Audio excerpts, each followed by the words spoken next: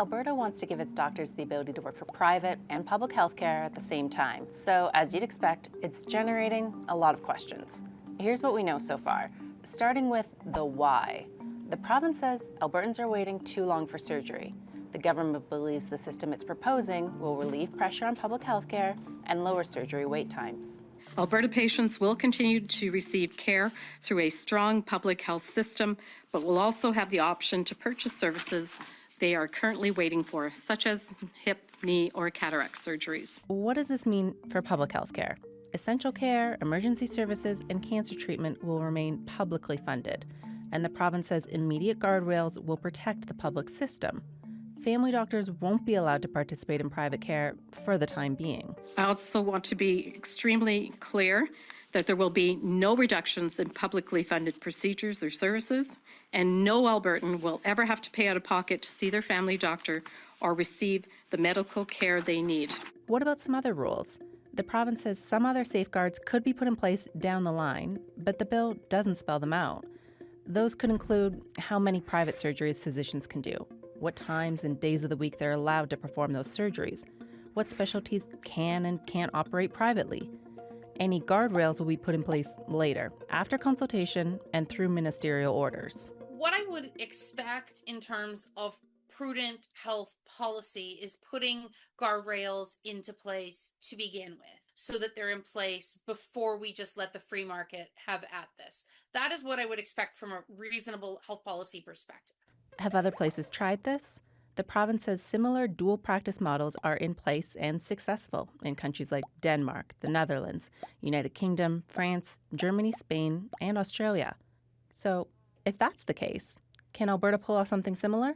I'm actually not averse to having a parallel private pay system in Alberta healthcare. John Medding served as the Dean of Medicine at the University of Calgary. He also served as the chair of the health policy group for Sarah Hoffman's NDP leadership campaign last year. Medding says he's seen these public-private practices work in other countries, but all of the examples that have been used about why this works elsewhere are comparisons to countries that actually don't have the same system as us, and most importantly, actually have many more physicians than we do.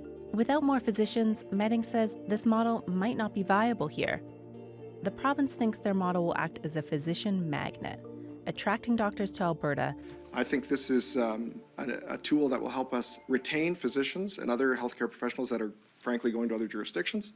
Do doctors want to participate? Medding says doctors gravitate to the private system because it comes with more flexibility and money. But others wonder if doctors can take on more work. Burnout feels like it's at an all-time high. So I don't know how much capacity there is to add on extra work.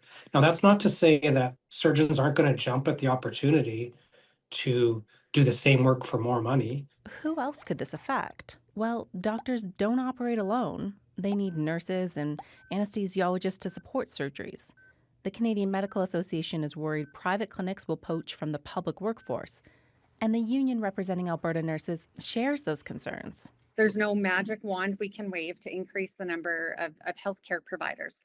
So they're either going to deliver care in the public system or in a private system. And as soon as you start shifting them to the private system, there's less access in the public system. So where does the Canada Health Act fit in? Well, under the Act, physicians are not allowed to charge for medically necessary services already offered in the public system. If the feds think that's happening, Ottawa can withhold or claw back healthcare transfers.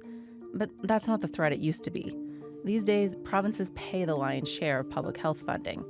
And in Alberta's case, Lorraine Hardcastle thinks the province won't budge if it's challenged. In fact, I think it will make the province dig their heels in more and say, look, here's the federal government taking health funding away from Alberta for trying new things, for trying to be innovative. The province's position is that this change won't violate the Canada Health Act, and it will be monitored closely to protect the public health system.